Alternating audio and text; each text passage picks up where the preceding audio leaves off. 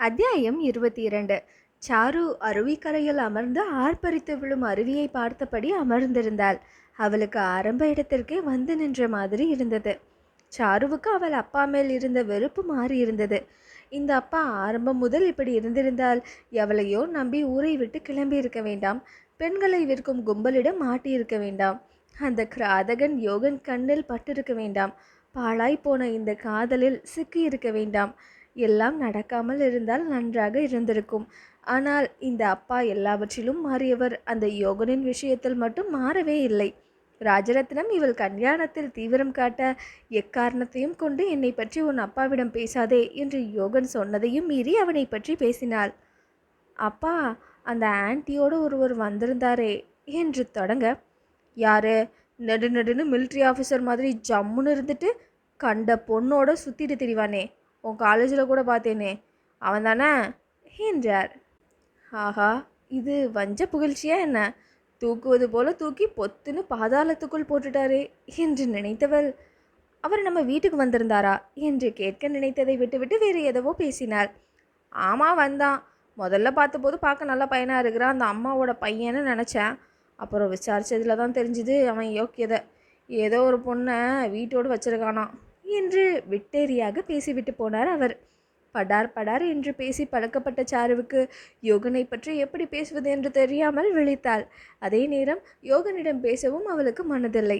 மனதிற்குள் அவனின் நினைவு தீயாய் எரிய வீடியோ காலின் மூலமாக பேசுவது அவஸ்தையாக இருந்தது. அவனும் சந்தோஷத்தில் கூத்தாடவெல்லாம் இல்லை. தன்னை வெளிப்படுத்தாமல் இருந்திருந்தால் இந்த பிரிவு இவ்வளவு தூரம் இருவரையும் பாதித்திருந்திருக்காது. வீட்டில் நிரம்பி வழியும் சொந்தமும் பெற்றோர்களின் அன்பில் திளைக்கும் தனக்கே இந்த பிரிவு உயிரை பிடுங்கி எறிவதாய் உள்ளது. யாருமே இல்லாத அந்த வீட்டில் தனியாக இருக்கும் அவனுக்கு எப்படி இருக்கும்? அவனை தன்னால் இந்த நிலையில் பார்க்க முடியாது என்று அவனை தொடர்பு கொள்ளாமலேயே இருந்தாள். இவளாக கூப்பிடும் வரை அவன் ஃபோன் செய்யவும் மாட்டான். அன்று மாலை, அப்பா, நான் டவுனில் இருக்கிற ஹாஸ்பிட்டலுக்கு வேலைக்கு போகலான்னு நினைக்கிறேன், நேரமே போக மாட்டேங்குது என்றாள். என்னம்மா நீ இப்படி கேட்குற? தரகர் 8 திசையிலையும் தீவிரமாக உனக்கு மாப்பிள்ளை பார்க்குறாரு, நீ இப்போ போய் வேலை அதுன்னு என்ன சொல்லுற என்று யோசித்தவர், சரி போமா, கல்யாண நேரம் வரும்போது பார்த்துக்கலாம் என்றார் அவர். தரகர் கேட்ட 1 வாரம் தாண்டி 10 நாள் ஆகியும் அவரை காணவில்லை. இவன் எங்கே போனா?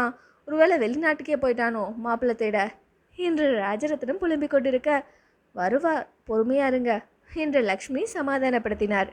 அப்போது வாசலில் ஒரு கார் வந்து நின்றது. அதிலிருந்து இறங்கியவர்களை பார்த்ததும் லக்ஷ்மிக்கு சந்தோஷமும் ராஜரத்னத்துக்கு வெறுப்பாகவும் இருந்தது. ஆனாலும் வாய் நிறைய வரவேற்றார்.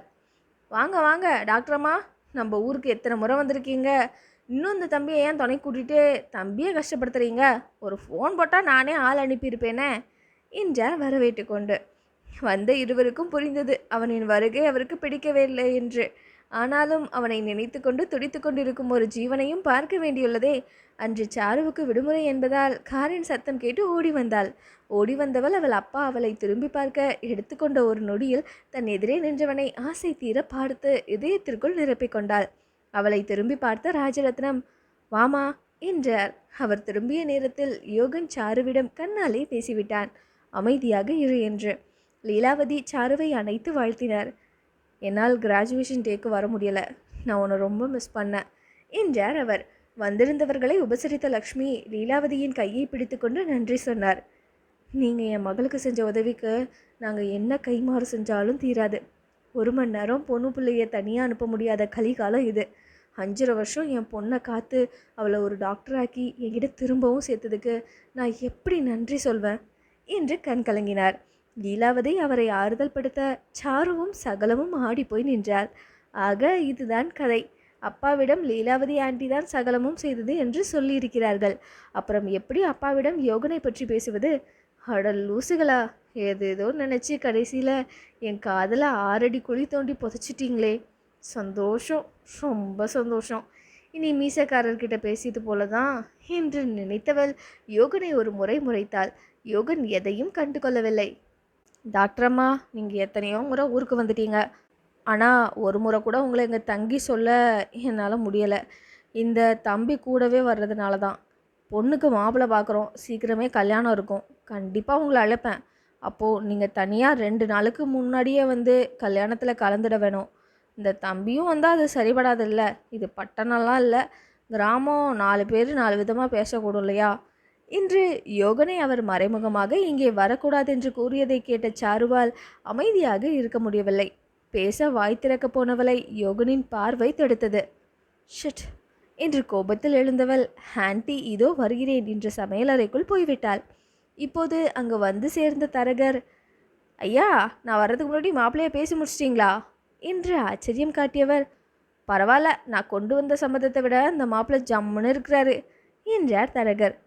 யோ தரகரை, சும்மா தெரியாமல் பேசாதியும், இது எங்களுக்கு வேண்டிய அம்மா, அந்த பையன் அவரோட துணைக்கு வந்திருக்கான் என்றார் எரிச்சலில். அப்படியா, மன்னிச்சிடுங்க ஐயா, பையன் ராஜாவாட்டம் இருக்க நம்ம பொண்ணுக்கு பொருத்தமாக இருக்கும்னு மனசில் பட்டதுனால அப்படி நினச்சிட்டேன் என்றார் தரகர். லீலாவதி, நான் கிளம்புறேன் என்று புறப்படவும் சாரு வெளியே வந்தாள். லீலாவதி அனைவரிடமும் சொல்லிக்கொண்டு புறப்பட யோகன் ஒரு தலையசைப்புடன் அங்கிருந்து கிளம்பினான். பதிலுக்கு எதுவும் செய்யாமல் சாரு அமைதியாக நின்றாள். அவர்கள் கார் அங்கிருந்து கிளம்பிய பின்னரே அவள் அறைக்குள் சென்றாள். தரகரே, என்ன எதுவும் பையன் போட கொண்டு வந்தீரோ என்று கேட்ட ராஜரத்னத்திடம் தரகர் சில ஃபோட்டோவை காட்டினார்.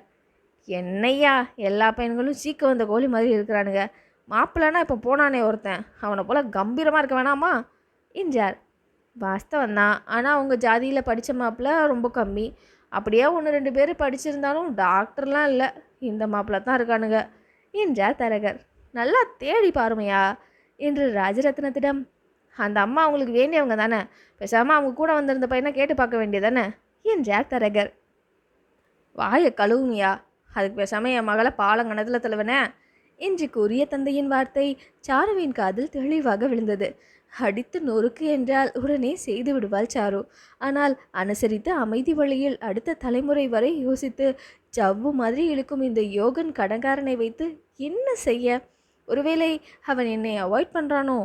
இருக்கலாம், என் மேலே அவனுக்கு அன்பு அதிகம்தான், ஆனால் திருமணம் செஞ்சுக்கிற அளவுக்கு இல்லை போல. காதல் அடிமனதிலிருந்து வரணுமா, அடாவடித்தனம் செஞ்சு வரக்கூடாது என்று நினைத்தவள் அமைதியாக இருந்தாள். அவன் பூனே போய் சேரும் வரை பொறுமையாக காத்தவள் அப்புறம் அவனுக்கு ஃபோன் போட்டாள். சாரி மித்து, அப்பாவை பற்றி உனக்கு தெரியும் தானே, அவர் பேசியதை மனசில் வச்சுக்காத என்றாள். இல்லை, அவர் உண்மையாக பேசுகிறாரு, இதில் கோபப்பட என்ன இருக்குது, எல்லாருக்கும் புரிகிறது, உனக்கு தான் புரியலை என்றான் யோகன். நானும் புரிஞ்சுக்க முயற்சி பண்ணுறேன் மித்து, நீ என்னையே நினச்சிட்ருக்காம அதுக்கு மேலே முன்னேறு, வைக்கட்டுமா என்றவள் பதிலுக்கு காத்திராமல் ஃபோனை வைத்தாள். யோகன் ஃபோனை கீழே வைக்க மனமில்லாமல் அப்படியே நின்றான். அவள் கோபமாக இருக்கிறாள் என்பது அவனுக்கு புரிந்தது. ஆனால் அவள் கோபத்தை வெளிப்படுத்திய முறை புதிது. பேபி, என்னை விட்டு விலகி போறியா என்று தன்னிடமே கேட்டுக்கொண்டான். அதைத்தானே நீயும் விரும்புகிற என்றது யோகனின் மனது. லீலாவதி அவனிடம் பேசியது அவன் நினைவில் ஆடியது. யோகன், நீ வந்த காரியன இப்போ அமைதியாக திரும்பி வர்றதுன்ன, நீயும் பேசலை, என்னையும் பேச விடலை, அந்த சில்வண்டையும் கண்ணாலே அடக்கிட்ட. ஒருவேளை பக்கத்தில் இருக்கும்போது இனிச்ச பொண்ணு இப்போது உனக்கு கசக்கிறாளா? அப்படிதானா நீ என் மகனை தடுத்திருக்கக்கூடாது, அந்த பொண்ணு என் வீட்டுக்காவது மருமகளாக வந்திருப்பா என்றார் அவர். யோகன் பதில் ஏதும் சொல்லாவிட்டாலும் இந்த ஆன்ட்டியின் நாக்கில் திகிலின் கொடுக்கு எதுவும் இருக்குமோ என்று நினைத்து கொண்டான். அதன் பிறகு சாரு யோகனுக்கு ஃபோன் செய்யவில்லை. யோகன் போடும் மெசேஜுக்கு மட்டும் பதில் போடுவதோடு சரி. இருவருக்கும் இடையில் இடைவெளி கூடிக்கொண்டே போனது. மனதில் எழுந்து கோபத்தில் சாரு யோகனை தவிர்த்தாலும் அவளின் முகம் தாய்க்கு ஏதோ சொல்வதாய் இருந்தது. சாருக்குட்டி, என்னடா, எதுவும் பிரச்சனையா என்று தாயிடம், இல்லைம்மா, ஃப்ரெண்ட்ஸ் ஃபோன் பண்ணாங்க, அவங்க ஞாபகம் வந்துச்சு என்றவள் அதன் பிறகு முகத்திலும் எதுவும் தெரியாமல் நடமாடினாள். ஹாஸ்பிட்டலின் வேலை அவளுக்கு கை கொடுத்தது. லட்சுமி, இந்த சின்னது என்ன படித்தாலும் தன் குணத்தை மட்டும் மாற்றவே இல்லையே, இந்த 6 மாதத்தில் இன்னும் அதே பிடிவாதம், எத்தனை மாப்பிளையே காட்டியாச்சு, ஃபோட்டோவை பார்ப்பாலோ இல்லையோ, வேணாம் வேணான்னு ஒரே வீம்பு, பழைய அப்பனை பார்க்க ஆசைப்படுறாளா என்ன என்றார் ராஜரத்னம். பாவாடை சட்டை போட்ட காலத்திலேயே தான் நினச்சதை மட்டும் செய்வா. இப்போ பார்க்குறவங்க எல்லாம் வயசு வித்தியாசம் இல்லாமல் டாக்டரம்மா டாக்டரம்மான்னு கும்பிட்டு போகிறானுங்க. போன வாரம் கூட விஷத்தை குடிச்ச அடுத்த தெரு ராமாயி மகளை காப்பாற்றிட்டா. இனி நம்ம சொல் பேச்செல்லாம் கேட்பாளா என்றாள் லக்ஷ்மி. அதுவும் சரிதான், உனக்கு யாரையும் பிடிச்சிருக்கான்னு கூட கேட்டு பார்த்துட்டேன், இல்லைன்னு சொல்கிறா. ஆனால் கல்யாணம்னா மட்டும் பின் வாங்குறா. அவள் வேணான்னு சொல்கிறதுனால அப்படியே விட்டுடவும் முடியாது. ஒரு அப்பனா என் கடமையை காலாகாலத்தில் செஞ்சு முடிக்கணும்ல என்றார் கவலையாக. ஏங்க, உனக்கு யாரையும் பிடிச்சிருக்கான்னு கேட்டிங்களே, அவள் ஆமான்னு சொன்னால் அவளுக்கு பிடிச்சவனுக்கு கற்றுக் கொடுத்துடுவீங்களா என்ன என்று இழுத்தார் லக்ஷ்மி. மீசைக்கு மேலிருந்த கண்ணில் கோபம் கொப்பளிக்க, என் குணம் என் மகளுக்கு தெரியாதா என்ன?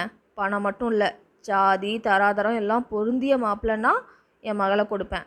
அந்த ஆராய்ச்சியை விட்டுட்டு அவளை கல்யாணத்துக்கு சம்மதிக்க வைக்க என்ன வழின்னு யோசி என்றார் அவர். என்னங்க, நம்ம சொன்னால் அவள் கேட்க மாட்டா, அந்த டாக்டர் அம்மா சொன்னாலும் கேட்க மாட்டா. அவளை இவ்வளோ உயரத்துக்கு கொண்டு வந்த அந்த அம்மா மேலே மரியாதை இல்லாமலாம் இருக்கும்.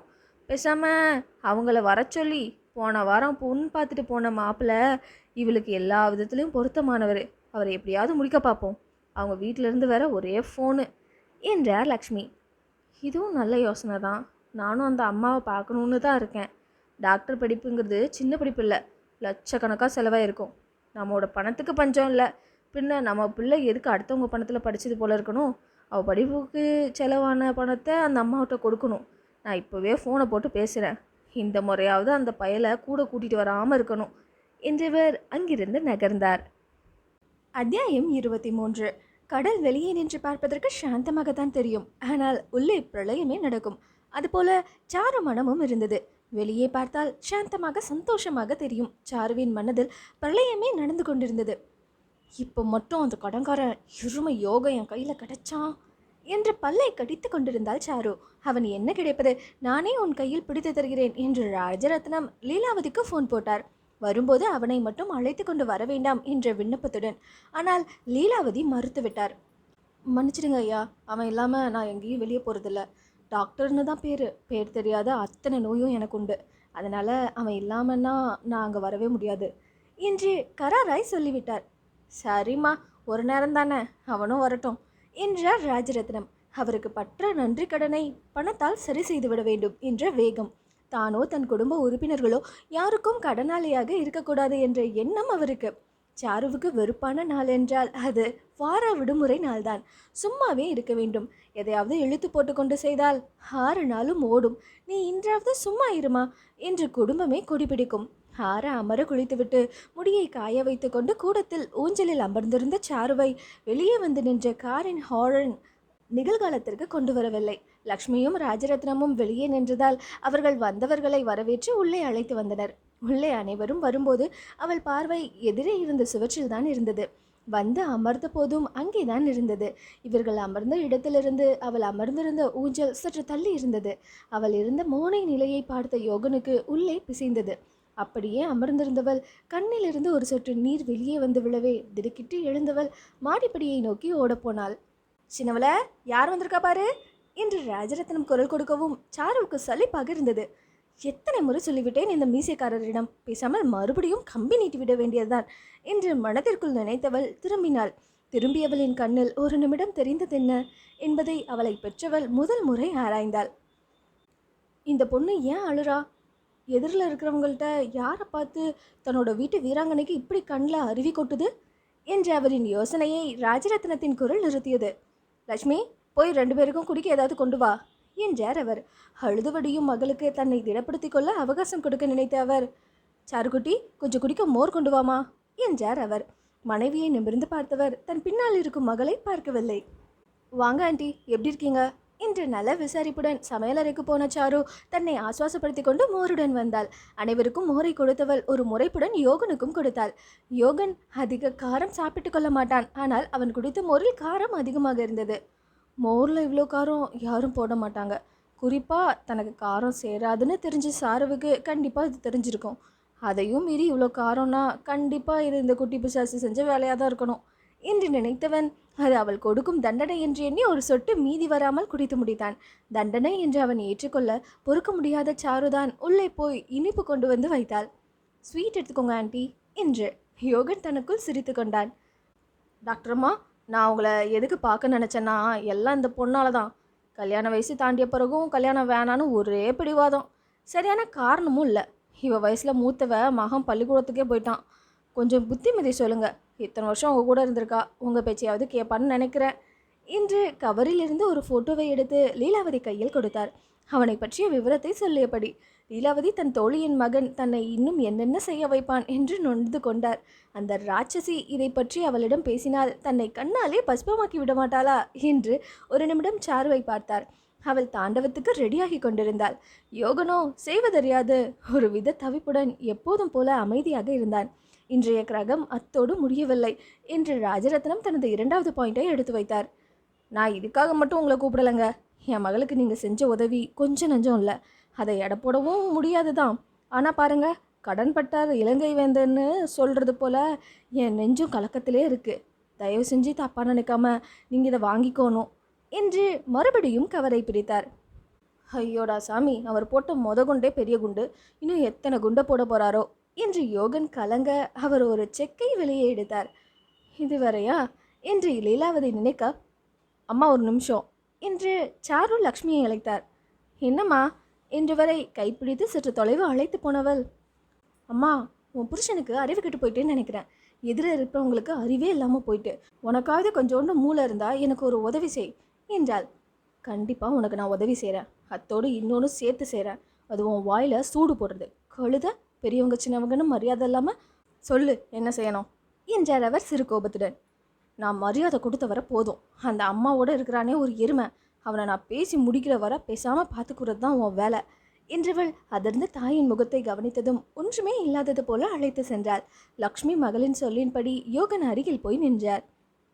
அப்பா, நீங்கள் இப்போ செய்கிறது நல்ல காரியம்தான், ஆனால் அதில் 2 சின்ன தப்பு இருக்குது என்றாள் சாதுவாக.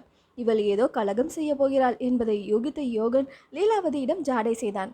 போதுமடா உன் சவகாசம் என்று அவர் கவனிக்காதது போல இருந்து கொண்டார். என்னம்மா, தொகை எதுவும் தப்பா எழுதிட்டனோ? நான் உன்கிட்ட அன்னைக்கு கேட்டேனே என்றார். கேட்டீங்கப்பா, மெரிட்டில் டாக்டர் படிக்க எவ்வளோ ஆகும்னு கேட்டீங்க, ஆனால் நீ படிக்க எவ்வளோ ஆனதுன்னு கேட்கவே இல்லையே என்ற சாருவை யோகன் பார்வையாலேயே தடுக்க நினைத்தான். ஆனால் அவள் அவன் பக்கம் திரும்பினாள் இல்லை. நீ பணம் கொடுக்க சம்மதிப்பியோ இல்லையோ அப்படின்னு தான் நான் நேரடியாக கேட்கல. உனக்கு உன் படிப்புக்கு எவ்வளோ ஆச்சுன்னு தெரிஞ்சிருச்சா ரொம்ப நல்லதாக போச்சு. சொல்லுமா, நான் அதையே கொடுத்துட்றேன் என்றார் ராஜரத்னம். ஆன்ட்டி, அவர் எழுதியிருக்க அமௌண்ட்டே போதும்னு அதை வாங்குங்க என்று ஆங்கிலத்தில் காதை கடித்தான் லீலாவதியிடம். இவன் வேற என்று நினைத்தாலும் நீங்கள் தர அமௌண்ட் கூட அவளுக்கு ஆயிருக்காது. புத்திசாலி பொண்ணு, மெரிட்லேயே தான் படித்தா, அதனால் நீங்கள் எழுதின அமௌண்ட்டே போதும் என்றார் லீலாவதி. இல்லைம்மா, செய்கிறத திருந்த செய்யணும் என்றவர் செக் புக்கை எடுத்துவிட்டு மகளிடம் திரும்பினார். அப்பா, எனக்கு முழுசாக ஒரே அமௌண்ட்டாலாம் சொல்ல தெரியலை. இதுக்கெல்லாம் செலவு செஞ்சாங்கன்னு சொல்லுறேன். குறித்து வச்சுட்டு அப்புறம் கணக்கு பார்த்து கொடுங்க என்றாள். நோ பேபி என்று முனகினான் யோகன். இவள் இதையெல்லாம் சொல்ல போகிறாளோ தெரியவில்லையே என்ற கலக்கத்தில். அப்பா, நான் செலவை சொல்கிற முன்னாடி இன்னொரு சின்ன கரெக்ஷன் என்றாள் சாரு. சாரு, இதெல்லாம் இப்போ எதுக்கு? விடம்மா, ஆக வேண்டியதை பார்ப்போம். ஃபோட்டோவில் இருக்கிற பையன் நல்ல பையனாக தெரியுறான், ஆனால் கல்யாணம் செஞ்சுட்டு செட்டில் ஆக பாரு என்றார் லீலாவதி. ஐயோ ஆண்டி, அவளை அடக்குவதான் நினச்சி கல்யாணம்னு சொல்லி ஏற்றி விட்டுட்டீங்களே என்றான் யோகன் யாருக்கும் கேட்காமல். உங்கள் 2 பேர் சண்டைக்கும் நான் பலிகிடாவா என்றார் அவர் கோபத்தில். ஆண்டி, நீங்கள் எல்லாரும் ரொம்ப பெருந்தன்மையாக எல்லாருக்கும் நல்ல பிள்ளையாக நடந்துக்கும் போது நான் மட்டும் பொறுமை காத்துட்டு செஞ்ச நன்றியை மறந்து நடக்கலாமா? அமைதியாக இருக்கணுங்கிறது எனக்கு கொடுக்கப்பட்ட அறிவுரை. அதுக்காக நான் புதஞ்சு போய்கிட்டு இருக்கும்போது கூட அமைதியாக இருக்கிற அளவுக்கு சிலரை போல் நான் ரொம்ப நல்லவெல்லாம் இல்லை என்றாள் சாரு காட்டமாக. ராஜரத்னம் முன்பு வாயை எப்படி திறக்க என்பது புரியாமல் இருந்தான் யோகன். ஏனென்றால் அவன் இந்த பிக்சர் உள்ளே இல்லை என்று நினைத்து கொண்டிருக்கிறார் அவர். இவன் சாருவை அடக்கப் போக அவர், என் மகள்கிட்ட நீ எப்படி பேசலாம் என்று எகிரினால் அப்புறம் எங்கள் அப்பன் குதிரைக்குள் இல்லை என்று தானே காட்டிக்கொண்டது போல ஆகாதா என்ற டென்ஷனில் இருந்தான். அப்பா, 2வது திருத்தம் இதுதான். அந்த செக்கை நீங்கள் கொடுக்க வேண்டிய நபர் ஆண்டி இல்லை. நீங்கள் அயோக்கியன் பொறுக்கின்னு நினச்சிட்டு அவர் நம்ம வீட்டுக்கு கூட வர்றது பிடிக்காம பேச்சாலேயே அவமானப்படுத்தினீங்களே, அவர் தான். அங்கே இருக்கிற யோகமித்ரன், அவர்கிட்ட தான் பணத்தை தரணும் என்று போட்டு உடைத்தால் பானையை. பெரியவர்கள் அனைவரும் அதிர்ந்து போயிருக்க யோகனின் வாய்ப்போட்டு கலந்தது. பேபி, நீ சின்ன பொண்ணு இல்லை, எதை எங்கே யார்கிட்ட பேசணும்னு பேசக்கூடாது அப்படின்லாம் உனக்கு எடுத்து சொல்ல. நீ ஒரு டாக்டர், உன்னோட அம்மாவோட உடல்நிலை பற்றி உனக்கு நல்லாவே தெரியும்ல என்றான் யோகன். அதிர்ந்து போன பெற்றோரை பார்த்தவள், அம்மா, உன் பொண்ணு இந்த வீட்டை விட்டு போகும்போது எப்படி இருந்தாலோ அதே போல் இப்போவும் இருக்கிறா, உயிரோட ஒழுக்கத்தோட பாதுகாப்பாக. இடைப்பட்ட இந்த காலத்தில் எனக்கு எத்தனையோ துன்பம் வந்திருந்தாலும் இப்போ எந்த சேதாரமும் இல்லாமல் நான் பாதுகாப்பாக நலமோடு இருக்கேன் அப்படிங்கிறது மட்டும் உன் மனசில் இருக்கட்டும்மா என்றால் தாயின் கையை பிடித்து கொண்டு. பதிலுக்கு அவளை அணைத்து கொண்டே, லக்ஷ்மி, நீ திரும்பி வந்த பிறகு நீயா இல்லைங்கிறது மட்டும் எனக்கு புரிஞ்சுது. காரணம் என்னன்னு என் மண்டையில் உரைக்கலை. நீ என்னை பற்றி கவலைப்படாமல் உன் மனசில் அழுத்தி கொண்டு இருக்கிற அந்த பாரத்தை இறக்கி வை. நீ சொன்னது போல இடையில இந்த தம்பி பேசாதபடிக்கு நான் பார்த்துக்கிறேன் என்றார் சிரித்தபடி. அவளை பற்றி தெரியாமல் இவர் வேறு வாக்கு கொடுக்கிறார்களே என்று நொந்து கொண்டான் யோகன். அப்பா, இவர் யாரோ ஒரு பொண்ணை 5 வருஷம் தன்னோடையே சேர்த்து வச்சுருந்ததா கேள்விப்பட்டீங்களே, அது வேறு யாரும் இல்லை, நான் தான். நான் 5.5 வருஷம் அவர் வீட்டில் தான் இருந்தேன். நம்ம பக்கத்து வீட்டு வாணியை போலீஸ் அரெஸ்ட் செஞ்சது எதுக்குப்பா என்று கேட்டாள் சாரு. அதிர்ச்சியிலும் கோபத்திலும் இருந்தாலும், அந்த கேடு கெட்டவளை பற்றி நீ ஏன் கேட்குற? அவளை பற்றி தெரிஞ்சுக்கும் பக்குவம் உனக்கெல்லாம் இல்லை என்றார். பக்குவம் மட்டும் இல்லைப்பா, அவளால் நான் பாதிக்கப்பட்டும் இருக்கிறேன். வீட்டை விட்டு வெளியே போகாதனா அவளை நம்பி அவள் பேச்சை கேட்டு தான் படியவே தாண்டினேன். அவள் என்ன ஒரு வெளிநாட்டு கும்பலோட என்றவள் அதற்கு மேல் பேச முடியாமல் உடைந்து அழுதாள். யோகன் செய்வதறியாது திகைத்து நின்றான். அவள் உண்மையை சொல்ல வேண்டும் என்று தொடங்கினால் சகலத்தையும் சொல்வாள். சொல்லும்போது கண்டிப்பாக அவள் இந்த இடத்தில் கலங்கி நிற்பாள் என்பதாலேயே அவன் தடுத்தான். எதையும் கேளாமல் ஆரம்பித்துவிட்டு, என் கை கட்டப்பட்ட இடத்தில் இருந்து கொண்டு இப்படி அழுதால் நான் என்ன செய்வேன்? எந்த உரிமையில் ஒரு தகப்பன் முன்னால் அவள் மகளை தொட்டு ஆறுதல் சொல்வேன் என்று கலங்கியவன் அவள் அழுவதை அதற்கு மேல் பொறுக்க மாட்டாமல், பேபி போதும் விட்டுடு என்றான். ராஜரத்னம் மகள் சொன்ன முதல் பாயிண்டிலேயே சிலையாய் இருந்தவர் யோகனின் பேபியில் கல் சிலையாய் அமர்ந்திருந்தார். மெல்ல அழுகையை கட்டுப்படுத்தியவள், மித்து ப்ளீஸ், என்னால் முடியலை என்றாள். கண்ணை மூடி திறந்தவன் ஒரு ஆழ்ந்த மூச்சை இழுத்துக்கொண்டு பேச தொடங்கினான். அந்த வேணியை பற்றி உங்களுக்கு தெரியும்னு நினைக்கிறேன். அவளோட பொய்யான வாக்க நம்பி இவ வர அவள் தன்னோட வழக்கமான வேலையை செஞ்சா. இவ ஒருத்தன்ட்ட மாட்டி தன்னோட மானத்தை காக்க போராடி முடியாமல் வேற வழியே இல்லாமல் தன்னோட மானத்தை காத்துக்க தன்னையே அழிச்சு கொள்ள முயலும் போது தான் நான் அங்கே போய் சேர்ந்தேன் என்று சொன்னபோது யோகன் ஒரு நிமிடம் நின்றான். அதுக்கப்புறம் உங்களுக்கு பயந்து இவ இங்கே வர மறுத்தா. வேற வழி இல்லாமல் அவளை அங்கே தங்க வைக்க வேண்டிய கட்டாயம் என்றான் அவன். அவ்வளவுதான் என்பது போல. கண்ணை துடைத்து கொண்டு எழுந்த சாரு, அப்பா இனி செலவு கணக்க நான் சொல்கிறேன் என்றாள். பேபி போதும் என்றான் இறுக்கத்தோடு. அவனை திரும்பி பார்த்தவள் நில்லாமல் தொடர்ந்தாள். என்னை இந்த பிரச்சனையிலேருந்து வெளியே கொண்டு வர 10 நாளுக்கு மேலே ஆஃபீஸ் பக்கம் கூட இவர் போகலை. என்னை இந்த பிரச்சனையிலேருந்து வெளியே கொண்டு வர 10 நாளுக்கு மேலே இவர் ஆஃபீஸ் பக்கம் கூட போகலை. அதுக்கப்புறம் கிராமத்துலேருந்து போன என்னை டாக்டராக நீட் கோச்சிங், இங்கிலீஷ் பேச கோச்சிங்னு அதுக்கு ஒரு தொகை. அப்புறம் காலேஜ் போய் சேர்ந்தேன். பல காலம் இந்த தொழிலை பார்த்த இந்த வேணியை ஜெயிலுக்கு அனுப்ப, என்னை வாங்கிய வெளிநாட்டு கும்பலை முழுவதும் அழிக்க அப்படின்னு ஒரு தொகை. கிட்டத்தட்ட 4 வருஷமாக எனக்கு எந்த வழியிலையும் ஆபத்து வந்துடக்கூடாதுன்னு தனியார் செக்யூரிட்டி ஏஜென்சி மூலமாக பாதுகாப்பு ஏற்பாடு செஞ்சுருந்தார். மாதம் அதுக்கு ஒரு 1 லட்சம் ரூபாய், கிட்டத்தட்ட 45 லட்சம் ரூபாய். அத்தனை பாதுகாப்பையும் மீறி மறுபடியும் என்னை அவங்க கடத்திய 4 மணி நேரத்தில் கண்டுபிடிக்க ஆன செலவு. நான் காலேஜ் செல்வதற்காக என் பேரில் எனக்காக வாங்கிய காரோட விலை 35 லட்சம். நான் இங்கே கொண்டு வந்திருக்கிற 2 பெட்டி நிறைய உள்ள துணி, அங்கே என் ரூமில் குமிஞ்சி கிடக்கிற துணி, அதுக்கான தொகை. நான் போடுற எந்த உடையும் 3000க்கு குறைவு கிடையாது. அப்புறம் கழுத்தில் நான் போட்டிருக்கிறது பிளாட்டினம், ஒரு செட்டு 5 லட்சம் அப்படின்னு நினைக்கிறேன். இது போல் எனக்கு 5 செட்டு இருக்குது. அப்புறம் என்னோடய இதர செலவுகள் எல்லாவற்றையும் கணக்கு பொருட்டு ஒரு தொகையை கொடுத்துருங்கப்பா என்றால் அமைதியாக. ராஜரத்னம் பேசவோ யோசிக்கவோ முடியாமல் கையில் இருந்த கவர் கீழே நழுவி விழ அப்படியே அமர்ந்திருந்தார். லக்ஷ்மி தன் மகள் பட்ட துன்பத்தை நினைத்து கண்ணீர் வடிய நின்றிருந்தார். லீலாவதிக்கு தன் தோழியின் மகனை நினைத்து பெருமை பொங்க அமர்ந்திருந்தார். யோகன் சாருவின் கழுத்தை நெரிக்கும் கோபத்தில் இருந்தான். யார் கேட்டார்கள் இவளிடம் பணக்கணக்கை? என் அன்பை பணத்தை வைத்து எடை போட்டு விட்டாளே என்று கொதித்து கொண்டிருந்தான். சாரு அதோடு நின்று விடாமல் மேலும் பேசினாள். தான் பேசப்போவது தன்னுடைய வாழ்வில் ஏற்படுத்த போகும் புயலை பற்றி தெரியாமல். அப்பா, யாராவது ஒருவர் நமக்கு ஒரு சின்ன உதவி செஞ்சாலும் அவர் செஞ்ச உதவியை மறக்காமல் அவங்களுக்கு காலமெல்லாம் நன்றி உள்ளவங்களாக இருக்கணும்னு நானும் படிச்சிருக்கேன். அதானே சரிப்பா என்று கேட்டாள். ராஜரத்னம் பதில் பேசாமல் ஆமாம் என்பது போல தலையை ஆட்டினார். அது மட்டும் இல்லைப்பா, அவர் முன்ன மாதிரி இல்லை என்றவள் ஒரு நிமிடம் நிதானித்தாள். பிறகு, அப்பா எனக்கு கல்யாணம்னு ஒன்று நடந்தா அது இவரோடு மட்டும்தான். உங்களுக்கு மனசு இருந்தால் இவருக்கு என்னை திருமணம் செஞ்சு கொடுங்க. உங்கள் அனுமதி இல்லாமல் அவரோட என் திருமணம் நடக்காது. அவர் ஒத்துக்கொள்ளவும் மாட்டார். வேறு யாரோடையாவது எனக்கு திருமணம் நடக்க நானும் ஒத்துக்கொள்ள மாட்டேன் என்றாள் உறுதியுடன். நன்றி கடனுக்காகலாம் ஒருத்தன் கூட வாழ்க்கையை பகிர்ந்துக்க கூடாது பேபி என்றான் இறுகிய குரலில். அவன் பேச்சை சாரு கண்டு கொண்டதாகவே தெரியவில்லை.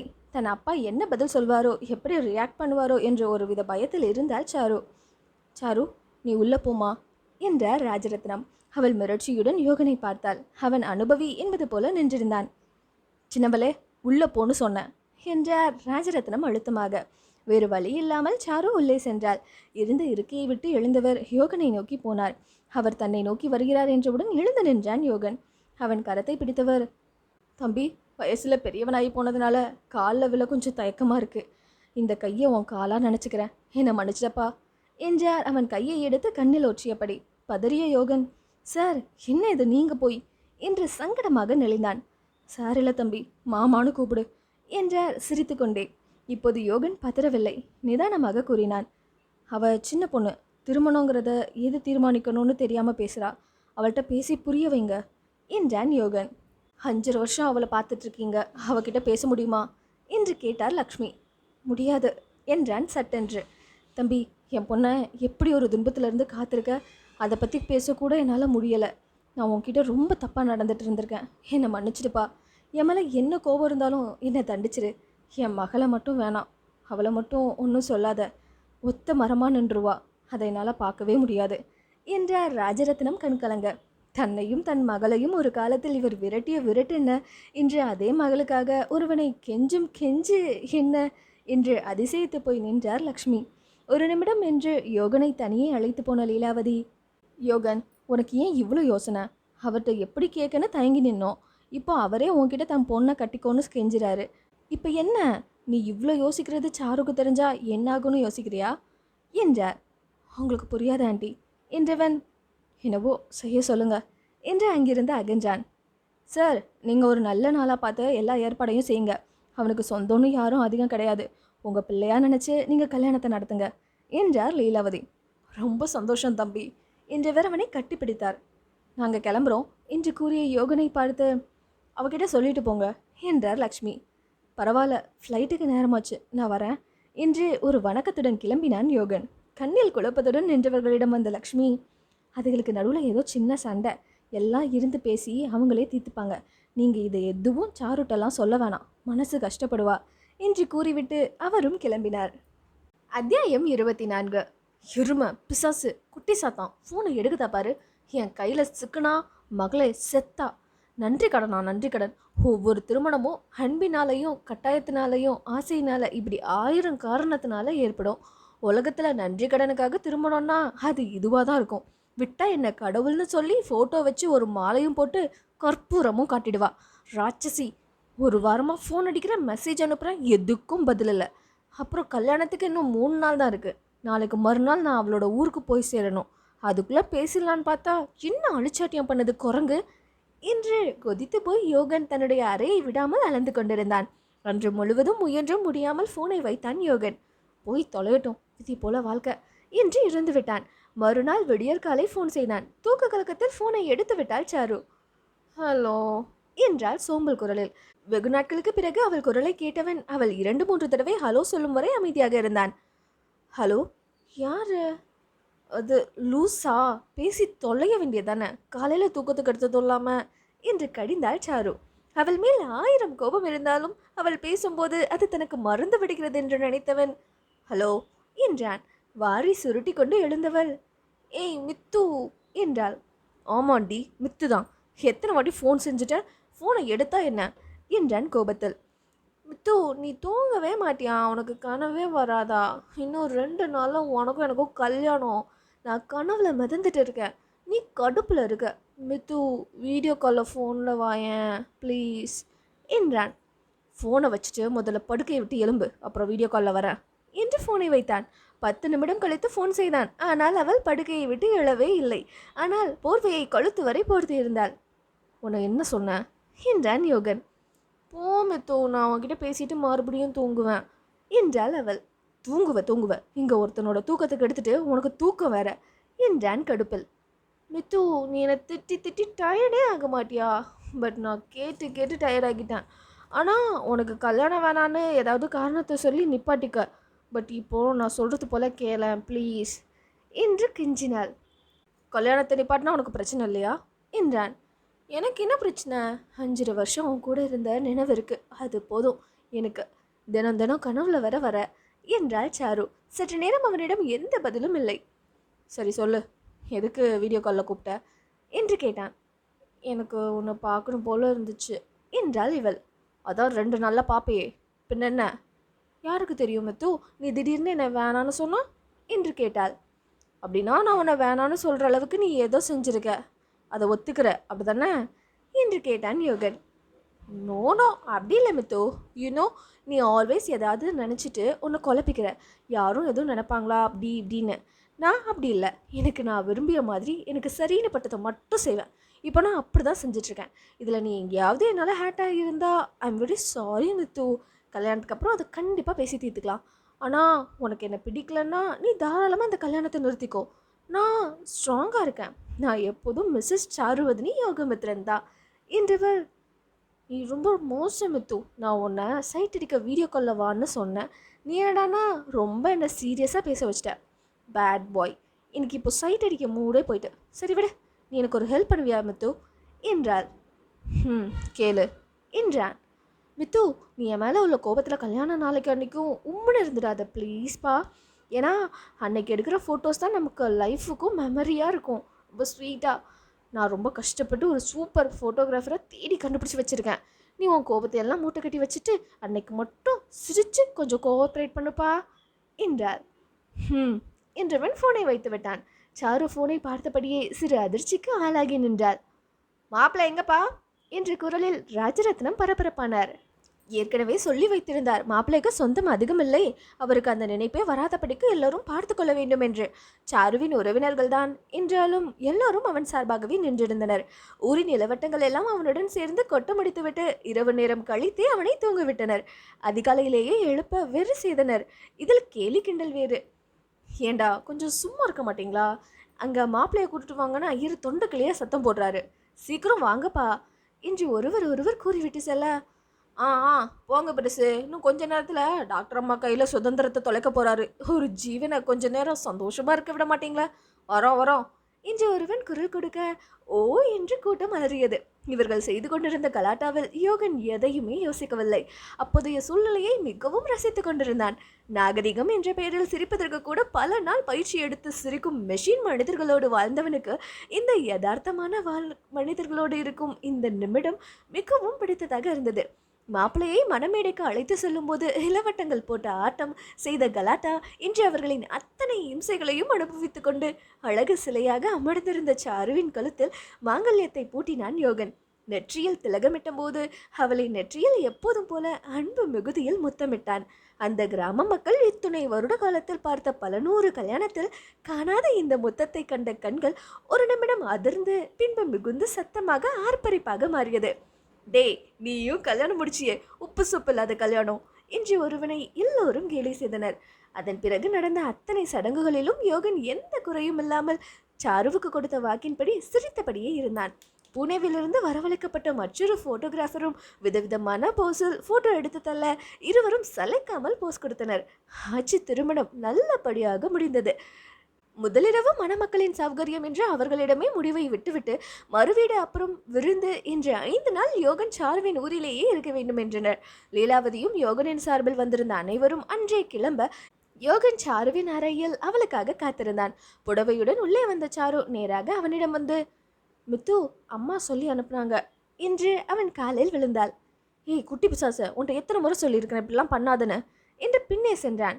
மித்து, இது ஃபார்மாலிட்டிஸ், எனக்கு ரொம்ப நேரம் இதே பொசிஷன்லலாம் இருக்க முடியாது, ஏதாவது விஷ் பண்ணி தூக்கிவிடு என்றாள் சாரு. பண்ணுறது லூசு வேலை, இதில் இது வரையா என்றவன் குனிந்து அவளை தூக்கி 100 வருஷம் சந்தோஷமாக சிரிச்சிட்டே இரு என்று அவள் நெற்றியில் முட்டினான். அவனை பார்த்து சிரித்தவள், மித்து ஒரு நிமிஷம் என்று குளியல் அறைக்குள் புகுந்து கொண்டாள். யோகன் வெளியே பல உணர்வுகள் மத்தியில் போராடினான். கல்யாண கலைப்பு, சாருவின் முகத்தில் உள்ள மகிழ்ச்சி, அவள் மேல் உள்ள கோபத்தையும் தாண்டி அவள் மீதான அன்பு என்று அவளிடம் பேச நினைத்ததை பேசவிடாமல் தடுத்தது. வாழ்க்கையை அது போகும் போக்குக்கு போய் எதிர்கொள்ள வேண்டியதுதான் என்று நினைத்தவன் அவளிடம் இங்கே இருக்கும் 5 நாளிலும் எதை பற்றி பேச வேண்டாம் என்று நினைத்து கொண்டான். உடுத்தியிருந்த புடவையை கையில் சுருட்டியபடி அவளுடைய வழக்கமான இரவு உடையில் வெளியே வந்தாள் சாரு. எவன் தான் கண்டுபிடிச்சானோ அந்த புடவைய, முடியலை என்னால், அழகுக்கு கட்டிக்கொள்ளலாம், 24 மணி நேரமும் கட்டிக்கோன்னா முடியுமா என்றவள் அதை மடித்து ஒரு ஓரத்தில் போட்டவர் அவனிடம் வந்தாள். மித்து, ரொம்ப டயர்டாக இருக்கு, ஆனால் மூளைக்குள்ளே ஒரே பரபரப்பு, ஸோ நான் தூங்க கொஞ்சம் ஹெல்ப் பண்ணுவியா என்றாள். வா என்றவன் அவளை தோளோடு அணைத்து கொண்டு படுத்தான். சற்று நேரத்திற்குள் எழுந்தவள், மித்து, உன் பட்டு சட்டை எனக்கு குத்துது என்றாள். உன்னோட எனக்கு ரொம்ப சோதனையாக போச்சு என்று எழுந்தவன் உடையை மாற்றிக்கொண்டு படுத்தான். கொஞ்ச நேரத்தில் சாரு அவனை அணைத்தபடி தூங்கி போக அந்த களைப்பிலும் தூக்கம் வராமல் யோகன் விழித்திருந்தான். காலை முதல் அவள் கையை பிடித்துக்கொண்டு அவளை உரசிக்கொண்டு போட்டோவுக்கு ஃபோஸ் என்ற பெயரில் அவளுடன் நெருங்கி நின்றிருந்த அவனின் தேகம் அவளின் தற்போதைய தழுவலிலும் பேயாட்டம் போட்டது. ஆனால் அவளுக்கு அப்படி எதுவும் இல்லை போலும். எப்படி இருக்கும், நன்றி கடனுக்காக மணந்தவள் தானே என்று நினைத்தபோது அவனின் உணர்ச்சி வந்த வழியிலேயே பறந்துவிட்டது. அவளை மெல்ல தன்னிடமிருந்து பிரித்தவன் ஒரு பெட்ஷீட்டையும் தலையணையும் எடுத்து கீழே போட்டு அதிலே படுத்து கொண்டான். சிறிது நேரம் புரண்டவன் அப்படியே தூங்கி போனான். காலையில் சூரிய கதிர் கண்ணை கூசு செய்ய கண்ணை திறந்தவன் குப்புறப்படுத்திருக்கும் தன்மேல் ஏதோ பாரமாக இருத்துவதை உணர்ந்தான். அது என்ன என்று யோசிக்க மூளை தேவையில்லை. சாரு அவன் முதுகில் தன்னை முழுவதுமாக பரப்பியிருந்தாள். இவளுக்கு என்ன செய்யலாம்? அவன் கோபத்தில் இருக்கிறாங்கிறது தெரிஞ்சும் எதுவும் கேட்கல. கல்யாணத்துக்கு அப்புறம் பேசி தீர்த்துக்கலான்னு சொல்லிவிட்டு இப்படி குரங்குட்டி மாதிரி முதுகில் தூங்கிட்டு இருக்கா. இவளால் எனக்கு எப்போதும் சோதனை தான் என்று நினைத்தவன், பேபி எழுந்துரு என்று அவளை மெல்ல கீழே இறக்கியபடி திரும்பினான். கீழே கொண்டு வரப்பட்டவள் அவனுள் இன்னும் ஆழமாக புதைந்தாள். இது ப்ளீஸ், இன்னும் எனக்கு கொஞ்ச நேரம் தூங்க விடு என்றாள். சரி தூங்கு, கட்டில் போய் தூங்கு என்றான். முடியாது, நீயோ தூங்கு, நான் தனியாலாம் தூங்க மாட்டேன். நீ கீழே போனால் அம்மா உடனே வந்து என்னை எழுப்புவாங்க. இந்த ஊரில் மனைவி பின் தூங்கி முன் எழணும். நான் நாளைக்கு அதை ட்ரை பண்ணுறேன். இன்னைக்கு கொஞ்சம் நேரம் தூங்க விடு ப்ளீஸ் என்றால் கெஞ்சியபடி. உன்னை யாரும் தூங்க வேணான்னு சொன்னா? என்னை விடுன்னு தான் சொல்கிறேன். எனக்கு தூக்கம் போயிட்டு, அதனால் நீ போய் கட்டில் படு, நான் கீழே போகல என்றான். பட்டென்று தலையை தூக்கியவள் அவனை இமைக்காமல் நேரே பார்த்தாள். அந்த பார்வையில் வெளியே இருந்து வந்த சூரிய கதிரை விட உஷ்ணம் அதிகமாக இருந்தது. அவனை தள்ளிவிட்டு எழுந்தவள் போய் வெளிச்சம் வந்த ஜன்னலின் திரையை இழுத்து மூடினாள். கோபத்தோடு போராளே என்று அவளை பார்த்து கொண்டே இருந்ததால் யோகன் எழும்பாமல் இருந்தான். மறுபடியும் அவன் அருகில் வந்தவள் அவன் முகத்தின் அருகில் தன் முகத்தை கொண்டு சென்றாள். மித்து, பேசாம தூங்கு, இல்லை பேசுகிற வாயை திறக்க விடாம மூடிடுவேன் என்று தன் உதட்டை காட்டியவள் திரும்பி படுத்து கொண்டாள். யோகன் அதிர்ந்து போனான். ராட்சசி, மிரட்டுறத பாரு, எல்லாம் என் நேரம் என்று நினைத்தவன் எழுந்து அவளை தூக்கி கட்டிலில் விட்டுவிட்டு தானும் பக்கத்தில் படுத்து கொண்டான். அவன் ரோஷக்கார மனைவி அவனுக்கு முதுகை காட்டி படுத்து கொண்டாள். சந்தோஷம் என்று நினைத்து கொண்டு இவனும் ஒன்றும் செய்யவில்லை. ஆனால் சாருவுக்கு மனம் அனலாய் கொதித்தது. இவன் ஒருபோதும் தன்னை விலக்கியவன் இல்லை. இப்போது என்ன கேடு வந்தது இவனுக்கு என்று நினைத்து கொண்டிருந்தவளுக்கு தூக்கம் பறந்து போய் துக்கத்தை கூட்டி கொண்டு வந்தது. திரும்பி படுத்திருந்தாலும் கண்ணை மூடாமல் யோசனையில் இருந்தவள் பிம்பம் படுக்கைக்கு எதிரே இருந்த கண்ணாடியின் வழியே கண்ணில் பட்டது யோகனுக்கு. அவள் முகத்தில் தோன்றிய சோகம் இவனுக்கு கஷ்டமாக இருந்தது. ஒன்று அவளிடம் காரணத்தை சொல்லி முழுவதுமாக அவளை தன்னிடமிருந்து விலக்க வேண்டும். இல்லை என்றால் வந்தது போல என்று அவள் போக்கில் போக வேண்டும். இரண்டும் இல்லாமல் இடையில் நின்று கொண்டு என்று தன்மேலே கோபம் கொண்டவன் அவளை இழுத்து தன்மேல் போட்டுக்கொண்டான். அவன் மார்பில் குத்தியவள், நேற்று தானே 100 வருஷம் சந்தோஷமா சிரிச்சுட்டே இரு அப்படின்னு விஷ் பண்ண, ஆனால் காலையிலே நான் அள வைக்கிற. உனக்கு என் மேலே இதுக்கு இவ்வளோ கோபம் எத்து? என்னை உன் பேபியாக பாரு, நீ வதுவாக பார்க்கவே வேணாம். நீ அப்படி பார்த்தா எனக்கு கஷ்டத்தை மட்டுமே தர என்றால் கண்ணில் நீருடன். சாரி அழாத baby, I am very sorry என்றவன் அவளை அணைக்க முயன்றான். ஒன்றும் வேணாம் என்று அவளை தள்ளிவிட்டவள், நீ கீழே போ, நான் குளிச்சுட்டு வரேன் என்று சென்று விட்டாள். அழகாய் ஆரம்பித்து இனிமையாய் முடிந்திருக்க வேண்டிய இரவு எல்லாம் தன்னால் தான் என்று நினைத்தவன் கீழே இறங்கி போனான். கீழே ராஜரத்னம் மருமகனை தரையில் விடாமல் தாங்கினார். மாப்பிள்ள வாயா, நமக்கு இந்த வாங்க பொங்கல்லாம் ஒத்து வராது, நீயும் எனக்கு புள்ள மாதிரி தான் என்று தோளோடு அணைத்து கொண்டார். சாரு அப்படியே இவரின் குணத்தை உரித்து வைத்திருக்கிறாள். அது தெரியாமல் இவர் அவளிடம் போய் கட்டுப்பாட்டை போட்டு மூக்குடைந்து போயிருக்கிறார் என்று நினைத்து கொண்டான் யோகன். ஏய் மாறி, மாப்பிள்ளைக்கு பதனி கொண்டு வா, 2 நொங்கை வெட்டி போடு என்றார் அவர். மாமா பல்லு விளக்கல என்றான். அதுக்கு முகூர்த்தமாக பார்க்கணும், இந்தா என்று பக்கத்தில் இருந்த வேப்பமரத்தில் குச்சியை உடைத்து கொடுத்தார். இல்லை, எனக்கு இதெல்லாம் பழக்கம் இல்லை, நான் ப்ரஷ் எடுத்துகிட்டு வரேன் என்று திரும்ப போனவனே, அட இதுக்கெல்லாம் என்ன பழக்கம் வேணும் என்றவர் இப்படி அப்படி என்று செயல்முறை விளக்கம் கொடுக்க அவனும் அவரை தொடர்ந்தான். அதற்குள் பெரிய மாப்பிள்ளையும் வந்து சேர 3 பேரும் குளிக்க கிளம்பினர். மீண்டும் ஒரு புடவையை கட்டிக்கொண்டு சாரு கீழே வர அவனை பார்த்த யோகன், உனக்கு சௌகரியமா இல்லைனா சுடியை மட்டும் போட்டுக்க வேண்டியதானே பேபி, ஏன் இவ்வளோ சாரியோட கஷ்டப்படுற என்றான். அவள் தன் அன்னையை பார்க்க, புது பொண்ணுன்னு 4 சொந்தக்காரங்க வருவாங்க, புடவில்லை இல்லாட்டி ஏதாவது சொல்லுவாங்க என்று இழுத்தார் லக்ஷ்மி. பேபியைத்தானே பார்க்க வராங்க, அவள் ட்ரெஸ் எதுக்கு பார்க்குறாங்க, அவளுக்கு கஷ்டமாக இருக்குன்னு சொல்கிறப்போ எதுக்கு மற்றவங்க சொல்கிறத பார்க்கணும், என்னமாமா அப்படி தானே என்றவன். பேபி நீ போய் ட்ரெஸ்ஸை மாற்றிட்டு வா என்றான் யோகன். அவள் எல்லோரையும் ஒரு பார்வை பார்த்து கொண்டே மேலே போய்விட்டாள். பையன் சொல்கிறதெல்லாம் கேட்டு அனுசரித்து நடந்துக்கிறான்னு பரவாயில்லன்னு பார்த்தேன். அப்படி இல்லை போல அவன் விஷயத்தில். அதுவும் அவன் ஏதோ சொல்வான், ஆவியா பேபியா. அவன் பேபி விஷயத்தில் ரொம்ப பிடிவாதம், யார் சொல்லையும் கேட்க மாட்டான் போல என்று மனைவி காதை கடித்தார். சந்திரமதி தன் கணவனை ஒரு லுக் விட்டு விட்டு அமைதியாக தன் வேலையை பார்த்தாள். உடையை மாற்றிக்கொண்டு வந்த மனைவியை பார்த்தவன், அம்மா சாப்பிடலாமா என்றான். சாப்பிடலாமே, உனக்கு ரொட்டி தானே, லட்சுமி எல்லாம் தயாரா என்று கேட்டபடி சாப்பிட அமர்ந்தனர். 3 ஆண்களும் அமர்ந்திருக்க பெண்கள் பரிமாற தொடங்கினர். நீங்கள் எல்லாரும் ஏன் சாப்பிடல என்று கேட்ட யோகனுக்கு ராஜரத்னம் பதிலளித்தார். இங்கே அதான் வழக்கம்யா, ஆம்பளைங்க சாப்பிட்ட பிறகு தான் பொம்பளைங்க சாப்பிடுவாங்க, அவங்க அப்புறம் சாப்பிடுவாங்க, நீ சாப்பிடு என்றவர். சின்னவள அந்த ரொட்டியை அவருக்கு எடுத்து வை என்றார். சாரு சப்பாத்தியை கையில் எடுக்கவும் தன் தட்டை திருப்பி போட்டான் யோகன். நீங்கள் சாப்பிடுங்க மாமா, நான் பேபி சாப்பிடும்போது சாப்பிட்டுக்கிறேன், எனக்கு அவளை விட்டு தனியாக சாப்பிட்ட வழக்கம் இல்லை, அவள் என் கூட இருக்கும்போது என்று சேர்த்து கூறினான். ஐயோடா, நீயும் உன் பேபியும் என்று தலையில் அடித்தவர், அவன் குணம்தான் உனக்கு தெரியும்ல, அப்புறம் ஏன் என்னை கோத்து விடுற சின்னவளை என்று சலித்தவர் மகளை சாப்பிட சொன்னார். அம்மா அக்கா இல்லாமல் நான் சாப்பிட மாட்டேன் என்றாள் சாரு. ஆக புருஷனும் பொஞ்சாதியும் ஒரு முடிவோடு இருக்கீங்க. அம்மா 2 பேரும் சாப்பிடுங்க, பெரியவளை உன் வீட்டில் போய் இதை எதிர்பார்க்காத என்றவர் மனைவியையும் மகளையும் முதல் முறை தன்னுடன் அமர வைத்து சாப்பிட அமர்ந்தார். பேசிக்கொண்டே அனைவரும் சாப்பிட்டு கொண்டிருக்க யோகன் எப்போதும் போல அவளுக்கு ஊட்டி விட்டு கொண்டே சாப்பிட்டான். சாருவுக்கு வயிறு கலங்கிய போதும் எல்லோரையும் பார்ப்பதை தவிர்த்து சாதாரணமாக இருப்பது போல காட்டிக்கொண்டாள். லக்ஷ்மியாலும் சந்திராவாலும் தங்கள் கணவன் முகத்தை பார்த்து சிரிப்பை அடக்க முடியவில்லை. உங்க அப்பனுக்கு இப்படி ஒரு பொண்ணும் ஒரு மருமகனும் கண்டிப்பா தேவைதான் என்றார் லக்ஷ்மி. சகல மச்சினிச்சியை விட்டு தனியாக சாப்பிட்டதில்லைன்னு சொல்றீங்க, அப்படின்னா ஊட்டி விடுறதும் அப்படிதானோ என்று போட்டு வாங்கினான் அந்த வீட்டு மூத்த மாப்பிள்ளை. சாருவிடம் அதிர்வை பார்த்தவன், அதில் ஒன்றும் தப்பில்லையே என்றான். அத்தை, உங்கள் மக எதையாவது யோசிச்சு சாப்பிடாம அழுதுட்டு இருந்தா நீங்கள் என்ன செய்வீங்க என்று கேட்டான். சாப்பிட சொல்வேன், சாப்பிடலன்னா ஊட்டி விடுவேன் என்றார் அவர். அப்படிதான் நானும் செஞ்சேன், நீங்கள் செஞ்சால் சரி, நான் செஞ்சால் தப்பா? சதா அம்மா அப்பா அக்கான்னு சாப்பிடாம பேபி அழுதுகிட்டே இருந்தா, அவளை கட்டாயப்படுத்தி சாப்பிட வச்சு அதுவே பழக்கமாகவும் போயிட்டு என்று தோலை குலுக்கினான் யோகன். கேட்டவனுக்கு ஏன் கேட்டோம் என்று ஆனது. மற்றவர்கள் ஒரு ஆண் தாயாகவும் மாறலாம் என்று புரிந்து கொண்டனர். ராஜரத்னம் பெரிய மருமகனை ஒரு பார்வை பார்த்தார். அதிலிருந்து கோபத்தை பார்த்து அவன் வாயை மூடிக்கொண்டான். கூடவே இவன் எப்போது இங்கிருந்து கிளம்புவானோ என்று எண்ணிக்கொண்டான்.